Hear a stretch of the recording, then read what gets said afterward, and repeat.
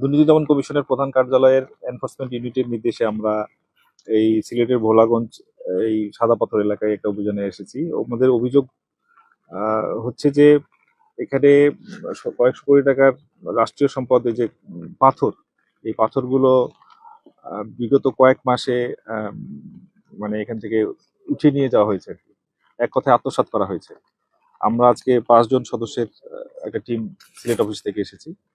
এখানে আমরা প্রথমত যেটা দেখছি যে স্থানীয় মানুষজন এখানে সবাই এক ধরনের যারা এখানে পর্যটনে আসেন, পর্যটনের উদ্দেশ্যে এই এটা মানে দেখার জন্য, সেই সৌন্দর্য দেখার জন্য যারা আসেন তারা অনেকেই আফসোস করছেন যে এত সুন্দর পাথরগুলো, যেটা কিনা এই সিলেটের এই একটা ঐতিহ্যের সঙ্গে যুক্ত, এই পাথরগুলো বেশ কিছুদিন ধরে এখান থেকে উঠিয়ে নিয়ে যাওয়া হয়েছে, আত্মসাৎ করা হয়েছে।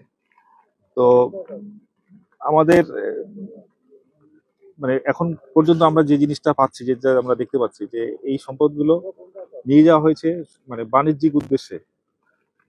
ব্যবসায়িক যারা এখানে এই এই জিনিসগুলো নিয়ে গিয়েছেন তারা প্রাকৃতিক সৌন্দর্য বা পর্যটন এটা মাথায় না রেখে এই লোকে নিয়ে গেছেন তাদের ব্যবসায়িক স্বার্থে আর কি।